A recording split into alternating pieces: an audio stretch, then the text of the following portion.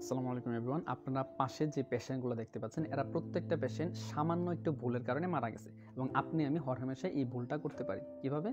আমাদের যে গৃহপালিত কুকুর অথবা বিড়াল আমরা যে প্রাণীগুলো পালি, এগুলো যদি আমাদের কোনো কারণে খামচা দেয়, আমরা অনেক সময় অবহেলা করি যে ঠিক আছে, এটা তো আমার গৃহপালিত বিড়াল, এটা তো আমি পালি, এটা তো আমি আমার কাছে থাকে, আমি ভ্যাকসিন দিব না। যদি আপনার বিড়ালটা কোনোভাবে র্যাবিস ভাইরাস দ্বারা আক্রান্ত হয়ে থাকে এবং সেই বিড়াল যদি আপনাকে খামচা দেয়, আপনি যদি ভ্যাকসিন না নেন ৩ মাসের ভেতর সাধারণত আপনার লক্ষণ প্রকাশ পাবে এবং একবার যদি র্যাবিসের লক্ষণ প্রকাশ পায়, আপনাকে কোনোভাবেই বাঁচানো সম্ভব না। পৃথিবীতে যতগুলো ফ্যাটাল ডিজিজ আছে, অর্থাৎ যাদের মর্টালিটি রেট একদম 100%, এর মধ্যে টপ সবার ১ নাম্বার হচ্ছে এই র্যাবিস ভাইরাস। সো আপনি কখনো এটা অবহেলা করতে পারেন। আমি সাধারণত ভিডিও শেয়ার করতে বলি না, তবে আমি অনুরোধ করব এই ভিডিওটা সচেতনতার জন্য শেয়ার করেন। এখন আমরা জানি যে আসলে র্যাবিস কেন হয়। এই র্যাবিস হয় একটা ভাইরাসের কারণে, যেটাকে আমরা বলি হচ্ছে র্যাবিস ভাইরাস। আমরা এটাকে বাংলায় বলি জলাতঙ্ক। জলাতঙ্ক কেন বলি? কারণ জল খেতে পারে না, জলের প্রতি একটা আতঙ্ক থাকে। র্যাবিস ভাইরাসে আক্রান্ত কোনো বিড়াল অথবা কুকুর অথবা শেয়াল বা মাংসাশী প্রাণী, এরা যদি আপনাকে কোনোভাবে খামচা দেবে, কামড় দেয়, তারপরে যদি আপনি ভ্যাকসিন না নেন, তাহলে আপনার এই র্যাবিস হবে এবং র্যাবিস হলে আপনাকে কোনোভাবেই বাঁচানো যাবে না। আপনি পেশেন্টগুলো দেখেন, কিছুদিন আগে একটা নিউজ ভাইরাল হয়েছিল যে একটা মসজিদের ইমাম, ওনাকে কুকুর কামড়ায় দিয়েছিল, তারপরে ভ্যাকসিন না নেওয়ার কারণে মারা গেছে। ভিডিওটা আপনি ফেসবুকে সার্চ দিলেই পাবেন। আচ্ছা, এখন কথা হচ্ছে যে ভ্যাকসিন নিব আমরা কীভাবে, সেটা বলার আগে আমি আরেকটু বলে রাখি যে কী কী লক্ষণ দেখা দেবে, আপনি কীভাবে বুঝবেন যে আসলে এই মানুষটার র্যাবিস হয়েছে কিনা। খেয়াল করবেন, প্রথমে যখন আপনাকে কামড় দেবে, সাধারণত কামড় দেওয়ার স্থানে একটু ব্যথা করবে, জ্বর আসবে, এটা স্বাভাবিক, এটা হবেই স্বাভাবিক। আপনি ভাবতে পারেন যে কামড় দিয়েছে এই জন্য ব্যথা করতেছে।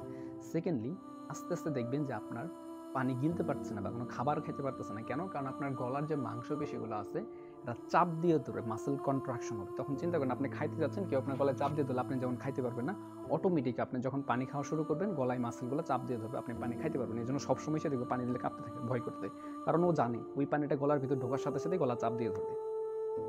তারপর আপনার মুখ দিয়ে লালা সিক্রেশন বেড়ে যাবে। এটা হচ্ছে স্যালাইভারি গ্ল্যান্ড বা লালা গ্রন্থির সিক্রেশন বাড়ায় দেয়। দেখবেন যে প্রচুর মুখ দিয়ে লালা পড়তেছে, এই জিনিসটা হবে। এই লক্ষণগুলো যখন দেখবেন যে আক্রমণাত্মক হয়ে যাচ্ছে, বাচ্চাগুলো দেখবেন যে ভয়ঙ্কর ভয়ঙ্কর হয়ে যাচ্ছে, এই বিষয়গুলো খেয়াল করলে আপনি বুঝবেন যে এই মানুষটা র্যাবিস হয়েছে। এবং এইগুলো যদি একবার দেখা দেয়, শেষ, ওকে আর কোনোভাবেই বাঁচানো সম্ভব না, কারণ এটার মর্টালিটি রেট 100%। এবং যে কুকুর বা বিড়াল যেগুলো জলাতঙ্কে আক্রান্ত, তারাও দেখবেন যে আপনাকে দেখলেই কামড়াইতে আসতেছে। আপনি বুঝবেন যে এটা আসলে একটা নর্মাল বিড়ালের বিহেভিয়ার এরকম না, সে খামচাইতে আসতেছে, সে অ্যাগ্রেসিভ হয়ে গেছে। এগুলো দেখলে বুঝবেন যে ওই কুকুর বা বিড়ালের র্যাবিস হওয়ার সম্ভাবনা বেশি। আপনি তাহলে কি করবেন? ভ্যাকসিন দেবেন। ভ্যাকসিন কীভাবে দেবেন? ধরেন আপনাকে কামড় দেয় নাই, আপনি আজকেও চাইলে ভ্যাকসিন দিতে পারবেন। এটাকে বলা হয় প্রি এক্সপোজার প্রোফাইল্যাক্সিস। মানে আপনি সতর্কতার জন্য আগে থেকে ভ্যাকসিন দিয়ে নেবেন। আজকে একটা দিবেন, 7 দিন পরে একটা দিবেন, 21 বা 28 দিন পরে একটা দিয়ে দিবেন। তারপর প্রত্যেক বছর বছর একটা করে বুস্টার ডোজ দিতে পারেন। আর যদি আপনাকে কামড়ায়, তখন WHO আমাদের 3টে ক্যাটাগরিতে ভাগ করে দিয়েছে। এটাকে বলে পোস্ট এক্সপোজার প্রোফাইল্যাক্সিস।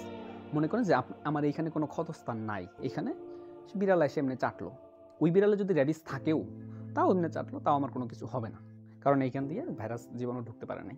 কিন্তু ধরেন আমার এখানে কিছুদিন আগে অ্যাক্সিডেন্ট করে কেটে গেছে, এইখানে যদি বিড়াল চাটে বা তার লালা যদি মিশায়, লালার মাধ্যমে ছড়ায় এটা, সো লালা যদি কোনোভাবে আমাদের এই ব্রোকেন স্কিনে বা কাটা স্কিনে ঢুকতে পারে, তাহলে জলাতঙ্ক হবে। অথবা সে যদি খামচা দেয়, রক্ত পড়ুক অথবা রক্ত না পড়ুক, আপনাকে অবশ্যই ভ্যাকসিন দিতে হবে। আজকে একটা দিবেন, 3 দিন পরে একটা দিবেন, 7 দিন পরে একটা দিবেন, 14 দিন পরে একটা, 21 দিন পরে একটা, এরকম 5টা ডোজ দেবেন এবং বছর পরে বা 3 মাস পরে একটা বুস্টার ডোজ দিয়ে নেবেন। এই হচ্ছে কথা। আর যদি রক্ত পড়ে, এমনভাবে খামচা দিছে বিড়াল আপনাকে যে রক্ত পড়া শুরু করছে, তাহলে আপনাকে ভ্যাকসিন দিতে হবে এবং ইমিডিয়েটলি র্যাবিস ইমিউনোগ্লোবুলিন দিতে হবে। ইমিউনোগ্লোবুলিন মানে হচ্ছে আগে থেকে তৈরি করা অ্যান্টিবডি। এটা আপনাকে ইমিডিয়েটলি সাথে সাথে প্রোটেকশন দেওয়া শুরু করবে। ভ্যাকসিনের কাজ করতে একটু সময় লাগে, ওই জন্য 2টাই দিতে হবে তখন যদি রক্তপাত হয়। এই হচ্ছে ক্যাটাগরি। তাহলে কি কি বললাম, প্রথমে কিভাবে হয়, কেন হয়, কি কি করব আমরা, ভ্যাকসিন কিভাবে দিব, সবকিছু বললাম। তবে বাচ্চাদের ক্ষেত্রে একটু সতর্ক থাকবেন, কারণ তারা তো বুঝে না, তারা জানে না, তারা আপনাকে বলবেও না যে কুকুর কামড় দিয়েছিল।